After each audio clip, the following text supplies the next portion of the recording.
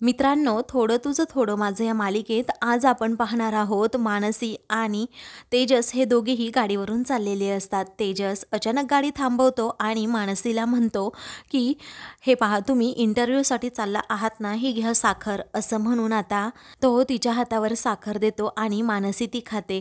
तेजस म्हणतो, तुम्हाला काहीही झालं तरी आज जॉब फिक्स आहे.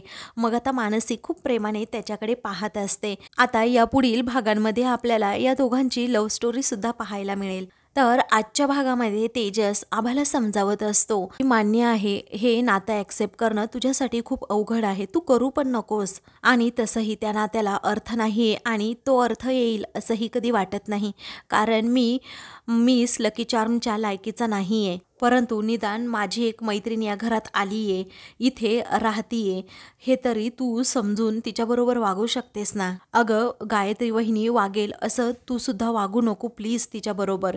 नसींबद्दल मनात तू कोणताही किंतु परंतु ठेवूच नकोस, कारण त्यांचा स्वभाव तुला माहीत आहे कसा आहे ते. अगं त्यांनी खरंच खूप सहन केलं आहे. गावचं घरसुद्धा गेलं, त्याचबरोबर त्यांचे बाबासुद्धा गेले आणि वीटभट्टीसुद्धा गेली आहे. त्यामुळे आपण अजून त्यांना त्रास देऊन चालणार नाही. त्या अडचणीत होत्या ना, म्हणून इथे आल्या आणि मग इथे आल्या तर आल्या गायत्री वहिनींच्या कचाट्यात सापडल्याच. अगं घरात आल्यानंतर त्यांना किती काही भोगावं लागतंय याचा विचार तू केलास का? मी नेहमी म्हणायचो बघ आभा, घरातील एक माणूस जरी माझ्या पाठीमागे उभा असेल ना, तर मी अख्खी परिस्थितीसुद्धा बदलवू शकतो. आणि यांचंही सेम तसंच आहे आभा. अगं जर तू त्यांच्या बाजूने अगदी खंबीरपणे उभी राहिलीस ना, तर खरंच घरची परिस्थिती खूप बदलू शकते बाळा. तू साथ देशील का त्यांना? तुला जे काही चिडायचं असेल, रागवायचं असेल, ते माझ्यावर चिड, माझ्यावर रागव, पण त्यांच्यावर नको. प्लीज त्यांना घरात साथ दे, त्यांच्यासाठी एवढं तरी करशील का? तेव्हा रागाने नाकाचा शेंडा लाल झालाय ना, त्यावर मलम थापतो, असं म्हणून तो आभाची आता गंमत करतो. मग आभाला समजतं आपला दादा नक्की काय म्हणतोय. मग आता ती पटकन तेजसच्या जवळ जाते, तोही लाडक्या बहिणीला जवळ घेतो. त्यानंतर मानसी आता आतमध्ये बसलेली असते, ती बिचारी रडत असते. तेवढ्यातच तेथे आता आभा तिच्यासमोर जेवणाचं ताट घेऊन जाते. मग आता मानसी म्हणते आभा, तेव्हा आभा म्हणते हो मीच आहे, कारण दादाने मला खूप समजवलं. आता मगाशी जर मी तुझ्यावर रागावली असेल तर मला माफ कर, कारण हक्काने तुझ्यावर चिडू शकते, परंतु मगाशी खूपच काही तुला बोलले, त्यामुळे प्लीज मला आता माफ कर आणि जेवणावर राग अजिबात काढू नकोस. तेव्हा मानसी म्हणते नाही अगं, तू अशी माफी मागू नकोस, कारण चूक माझीच होती. तेव्हा आभा म्हणते नाही, चूक तर माझीच आहे. मी उगीच चुकीच्या गोष्टी सगळ्या डोक्यात भरल्या होत्या आणि उगीच राग तुझ्यावर काढला. आता तू माझ्या दादाची मैत्रीण आहेस ना, मग पटकन जेवून घे बरं. त्यावेळी आता ती म्हणते की मला भूक नाही आहे. मग आता आभा म्हणते असं कसं भूक नाही, तुला तर जेवण करावंच लागेल. उपाशी राहून तू माझ्या दादाला साथ देणार आहेस का? त्यानंतर ती आता म्हणते की माझी पुस्तकं कुठे ठेवतेस ना, ते मला अगोदर सांगत जा, नाहीतर शोधाशोध करायला खूप कंटाळा येतो मला. मग आता मानसी हो असं म्हणते. तेवढ्यातच आता गायत्री तेथे येते आणि लगेच मानसीच्या हातातून ते ताट घेत म्हणते, काय ग शर्म नाही वाटत का आयतं गिळायला, असं म्हणून ती ते ताट घेते आणि बाहेर चाललेली असते. समोर आता तेजस उभा असतो. मग तो गायत्रीला अडवत म्हणतो, अरे बापरे, काय चाललंय काय? तुम्हाला पश्चाताप झाला की काय? म्हणजे तुम्ही माझ्यासाठी चक्क जेवणाचं ताट घेऊन आलात? आता मानसीही तेथे आलेली असते. तेव्हा आता रागातच तुझ्या बायकोचं ताट आहे हे, कारण तिच्या घशाखाली घास तरी कसा उतरतो काय माहीत. हिला म्हणे घरच्यांचं मन जिंकायचंय. इतकं सोपं नसतं ग, त्यासाठी ना खूप मेहनत घ्यावी लागते. नुसतं गोड गोड बोलून मन जिंकता येत नाही. सासू सासऱ्यांच्या औषधांचा खर्च, नंदेच्या शिक्षणाचा खर्च, हे सगळं काही करावं लागतं आणि मगच ते आपल्यावर इम्प्रेस होतात. आणि त्यासाठी पैसे कमवावे लागतात, नोकरी करावी लागते, समजलं? तू नोकरी करणार आहेस का? मी एकटीने का म्हणून करायचं ग सगळं? तू सुद्धा सूनच आहे ना या घरची, मग या घरचा अर्धा खर्च तू उचलायला नकोस का? काय रे तेजस, हिला जमणार आहे का की आईतच ती गिळणार आहे? तेव्हा आता पार मानसीची तिने लायकी काढलेली असते, त्यामुळे मानसीला खूप वाईट वाटतं आणि तिच्या डोळ्यातून पाणी येतं आणि तेजसला आता गायत्रीचा प्रचंड राग येतो. त्यानंतर ती मानसीचा हात पकडते आणि त्या कोटवर बसवते, म्हणते की बस इथे आणि आता गिळ, असं म्हणून ती आता रागातच तेथून जाते. तेव्हा मानसीचा होणारा हा अपमान अजिबात तेजसला सहन होत नाही. त्यावेळी आता तेजस सुद्धा मानसी शेजारी बसतो आणि म्हणतो, लकी चार्म, एवढा विचार नका करू त्या बाईचा, कारण ती बाई ना अशीच आहे. दुसऱ्याच्या तोंडचा घास काढून घेताना सुद्धा तिला कधी काही वाटत नाही. त्यामुळे तुम्ही एकदम रिलॅक्स राहा. तुम्ही आता थोडं तरी खाऊन घ्या. अजिबात त्या बाईकडे लक्ष द्यायचं नाही, तुम्हाला सांगतोय. मग आता मानसी म्हणते, त्या काय चुकीचं बोलल्या आहेत, बरोबर तर बोलल्या आहेत. म्हणजे त्या सून म्हणून जसं कर्तव्य करतायत तसं मलाही केलं पाहिजे ना. या घरातील नियमांचं पालनसुद्धा केलं पाहिजे ना. आणि घर खर्चात आपण वाटा देणं, त्याचबरोबर स्वावलंबी होणं, हे जर या घरचे नियम असतील तर मी कमवेल पैसे आणि करेल नोकरी. तेव्हा गायत्री आता सगळं काही त्या दोघांचं बोलणं ऐकू लागते. तेव्हा तेजस म्हणतो, ऐका ना, मी काय सांगतोय ते जरा शांतपणे ऐका. तुम्ही या घरासाठी जे काही करताय ना ते ऑलरेडी खूप काही करताय. तुम्ही जबाबदारी घेताय ना, हे पण खूप आहे तुमच्यासाठी. परंतु तुम्ही हे नोकरी वगैरेच्या भानगडीत अजिबात पडू नका प्लीज. तुम्हाला अडकवण्यासाठी त्या हे सगळं काही म्हणतायत. अहो, तुम्हाला त्रास झालेला मला नाही सहन होणार. ऐका ना, हा खरंच एक खूप मोठा ट्रॅप आहे. तुम्ही जर होला हो करत राहिलात ना तर परिस्थिती अजूनच चिघळेल. अहो, तुम्हाला माहीत नाही गायत्री वहिनी कशी आहे. तुम्हाला अंदाज येईलच त्यांच्या स्वभावाचा. आणि तुम्हाला त्या जे काही चॅलेंज देऊन गेल्या आहेत ना ते तुम्ही अजिबात स्वीकारू नका, त्याकडे लक्षच देऊ नका. तेव्हा मानसी म्हणते, स्वीकारलं आहे मी ते चॅलेंज. मी या घरासाठी नोकरी करणारच आणि मला ती करायचीच आहे. माझं कर्तव्य मी पार पाडणारच. तेव्हा तेजस म्हणतो, हे पहा, आपलं नातं खूप वेगळं आहे, अगदी मैत्रीच्या पलीकडचं आहे. पण लग्नाच्या बंधनात अडकलो आहे खरं, परंतु सॉरी हा, मला नाही वाटत हे सगळं काही वर्कआउट होईल म्हणून. तेव्हा मानसी आता हसतच म्हणते, तुम्हाला नाही ना वाटत हे वर्कआउट होईल म्हणून, पण आपली पार्टनरशिप, अहो तुम्हीच म्हणाला होतात ना की आपण दोघेही बेस्ट पार्टनर आहोत म्हणून. आणि या पार्टनरशिपमध्ये दोघांनाही एकमेकांना मदत करायची आहे, म्हणून मी ही नोकरी करतीये. इकडे आता गायत्रीला हे सगळं बोलणं ऐकून हसू येत असतं आणि तिचा मेन जो उद्देश असतो तो आता साध्य झालेला असतो आणि त्यामुळेच ती आता तेथून जाते. तेजस आता मानसीला रिक्वेस्ट करतो, प्लीज नका ना करू हे तुम्ही. तेव्हा मानसी विचारते, का बरं, तुम्हाला नाही आवडणार का मी नोकरी केलेली, की तुमचा मेल इगो हर्ट होईल म्हणून म्हणताय की नोकरी करू नकोस. तेव्हा तेजस अगदी तळमळीने सांगतो, नाही अहो, असं काही नाही आहे. मी तुम्हाला खरंच सांगतोय, तुम्ही स्वतंत्र आहात, तुम्ही शिक्षण घेतलंय, तुम्हाला स्वतःचं करिअर करायचं असेल, नोकरी करायची असेल, त्याबद्दल माझं काही दुमत नाही आहे. हा सर्वस्वी तुमचा निर्णय आहे. त्यामध्ये माझा होकार किंवा नकार याला महत्त्वच नाही आहे. हा माझा अधिकारसुद्धा नाही आहे. परंतु मला एवढंच म्हणायचं आहे की या घराची जबाबदारी आहे म्हणून तुम्हाला नोकरी करायची आहे. असं व्हायला नको प्लीज. तेव्हा मानसी म्हणते, राष्ट्रहित तुम्ही माझ्या घरासाठी काय काय केलंय हो, आणि त्याच नात्याने मला तुमच्या घरासाठीही हे सगळं काही करायचं आहे आणि काहीही झालं ना तरीही मी ही नोकरी करणार. असं म्हणून आता ती ताट घेऊन आतमध्ये जाते. तर दुसरीकडे रणजित आता गायत्रीला फोन करून विचारतो, मानसी तयार आहे का जॉब करायला. मग आता गायत्री म्हणते, मी तशी परिस्थिती निर्माणच केली की तिच्याकडे ऑप्शनच नव्हता दुसरं काही बोलायला. तिला एवढा त्रास दिलाय मी, मग आता मानसीला काही त्रास तर नाही झाला ना, असं पुन्हा रणजित विचारत. तेव्हा गायत्री म्हणते, छे, मी कसला त्रास देते तिला, मी फक्त तिला पटवून दिलं की नोकरी करणं किती गरजेचं आहे. तेव्हा रणजित विचारतो, तेजस तो झाला का तयार. मग गायत्री आता हसते आणि म्हणते, मानसीने स्वतःच निर्णय घेतला म्हटल्यावर तेजसलाही तो मान्य करावा लागेलच ना. रणजितराव, आता तुमचा टर्न आला आहे. मी माझ्या बाजूने माझं सगळं काम केलंय, ओके, कारण आता पहिला डाव टाकायची वेळ आली आहे. आता नीट नेम धरून टाका तो डाव, चालेल.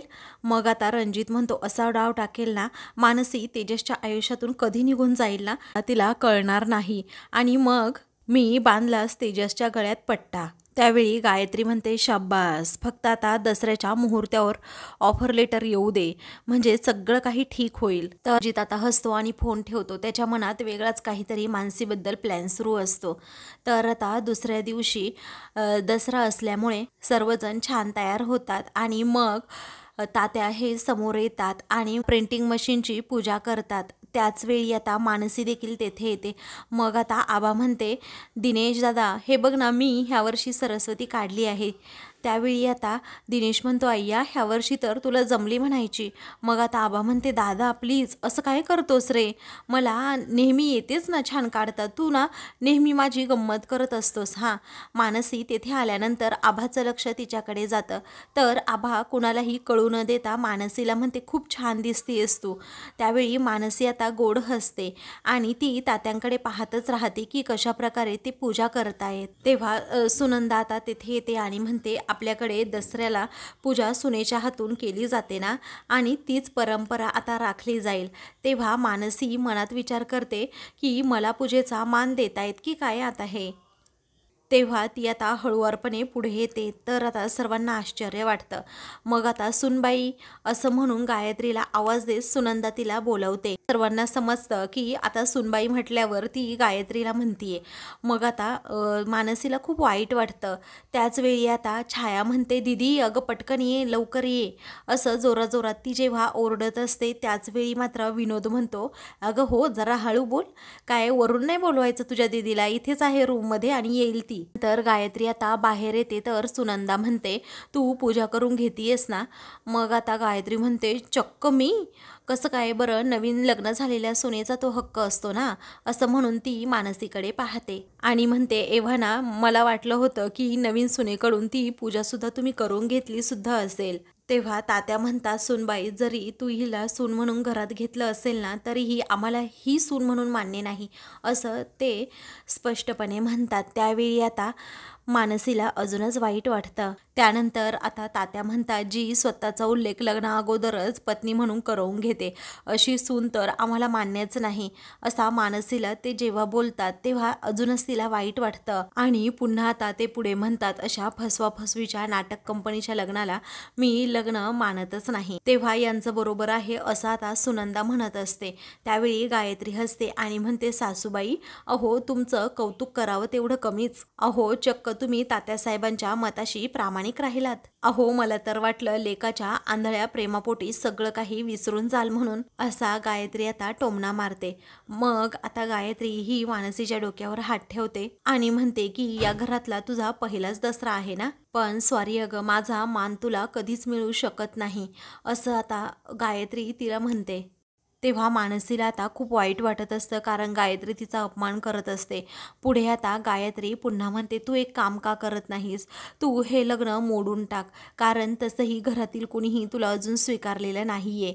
त्यामुळे तू हे लग्न मोड आणि तू तुझ्या वाटेला निघून जा, कायमची आमच्या सर्वांच्या आयुष्यातून निघून जा. जेव्हा आता गायत्री म्हणते तेव्हा मानसीला आता प्रचंड धक्का बसतो, पण ती स्वतःच्या निर्णयावर पूर्णपणे ठाम असते. तर आभाला आता प्रचंड राग येतो. पुढे आता गायत्री म्हणते, तसंही आज दसऱ्याचा शुभमुहूर्त आहे, होऊन जाऊ देत आता सीमा उल्लंघन, असं म्हणून ती मानसीला अजूनच टोमणे मारू लागते. त्यावेळी आता मानसी काही न बोलता एकदम शांतपणे उभी असते. तर आता गायत्री ही सुनंदाकडून पूजेचं ताट घेते आणि सरस्वती पूजन करते. त्याचबरोबर पूजा करत असते आणि मानसीकडे तिरक्या नजरेने पाहत असते. मानसी मात्र आता हात जोडते आणि मनात विचार करते, देवी आई मला या कुटुंबाची घडी अगदी व्यवस्थित बसवायची आहे, त्यामुळे तू मला आता शक्ती दे. तेव्हा सर्वजण आता मानसीकडे पाहत राहतात. तर तात्यांना जरा वाईट वाटत असतं मानसीबद्दल, परंतु या क्षणी ते आता तिची साईड अजिबात घेत नाही. तर आभानुस आता मानसीकडे पाहत राहते. इकडे गायत्री ही आरती करत असते, परंतु तिचं समोर देवाकडे लक्षच नसतं. तिचं सारखं लक्ष असताना ते मानसीकडे, पण मानसी तिच्याकडे दुर्लक्षच करते. त्यानंतर आता मानसी आणि आभा या दोघीही किचनमध्ये असतात. ही श्रीखंड बनवत असतात. मानसीच्या डोळ्यात मात्र खूप पाणी असतं. त्याचवेळी आभा म्हणते, तुला माहिती आहे का गं, अगं मानसी दरवर्षी ना माझी आई श्रीखंड बनवते आणि ह्या वर्षी म्हटलं तुझी मदत होईल ना, तू श्रीखंड बनवशील ना, म्हणून आईला मी काय म्हटलं की मी श्रीखंड बनवते म्हणून. आणि आईच्या हातचं श्रीखंड म्हणजे कमाल, असं म्हणून आता ती खूपच कौतुक करत असते. तेव्हा आता आभा ही तिच्याकडे वेलची पूड देते. मानसी जरा रडत असते, त्यामुळे आभा आश्चर्याने विचारते, काय झालं, तू रडते आहेस का? त्यावेळी मानसी म्हणते, नाही मला निधीची आठवण आली, कारण तिला असं घरी बनवलेलं श्रीखंड खरंच खूप आवडतं. आभा म्हणते, अगं एवढंच ना, तर काकूंनी लिहिलं होतं ना पत्रात की सगळं व्यवस्थित झाल्यानंतर त्या घरी येतील म्हणून, मग त्या आल्या की तू तुझ्या हाताने पुन्हा निधीसाठी श्रीखंड बनव. तेव्हा मला माहीत आहे की तो दिवस लवकरच येणार आहे. आणि अजून एक सांगू का, तेव्हा तुला असं लपून छपून श्रीखंड बनवावंच लागणार नाही. तू तुझ्या आईसाठी आणि बहिणीसाठी असं सर्वांसमोर बनवशील, अगदी न घाबरता. त्यावेळी मानसी म्हणते, हो असंच होऊ देत. तेवढ्यातच सुनंदा आवाज देत तिथे येते, अगं आभा झालं की नाही. त्यावेळी आता पटकन मानसी बाजूला जाऊन उभी राहत आभा लगेच श्रीखंड बनवू लागते. त्याचवेळी सुनंदा तेथे येते आणि विचारते, काय झालं का बनवून, तुला जमतंय का. मग आता आभा म्हणते, अगदी व्यवस्थित जमतंय. असं म्हणून ती जरा मानसीकडे पाहते. पुन्हा म्हणते की मला माहीत आहे श्रीखंड अगदी छान झालं असणार, टेस्टी झालं असणार. त्यावेळी सुनंदा म्हणते, बरं ठीक आहे तुझं चालू देत. असं म्हणून ती आता तेथून जाते.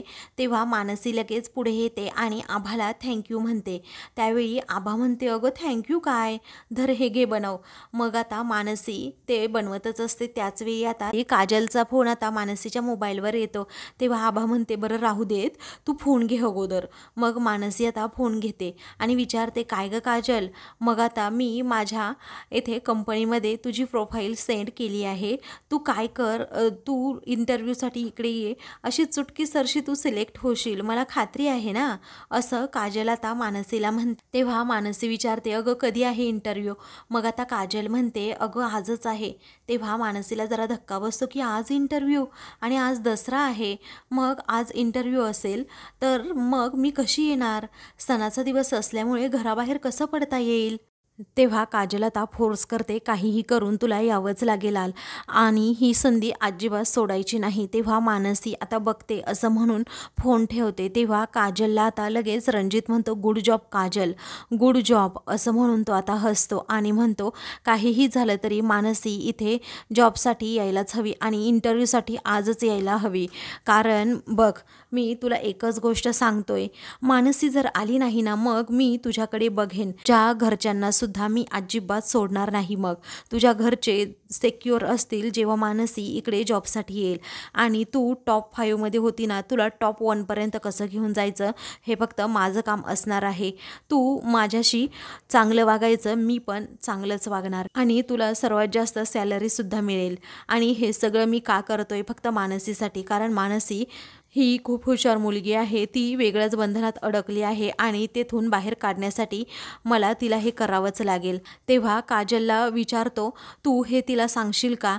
त्यावेळी ती म्हणते, हो. ती आता प्रचंड घाबरलेली असते. मग आता तो रणजित रागातच म्हणतो, नाही, तिला हे असं काही सांगायचं नाही, तिला फक्त फोर्स करायचा की या कंपनीमध्ये काम जॉईन कर म्हणून. त्यावेळी आता काजल हो असं म्हणते. मग आता तो काठी पुढे करतो आणि म्हणतो, शेक हँड कर. त्यावेळी आता लगेच ती त्या काठीला शेक हँड करते.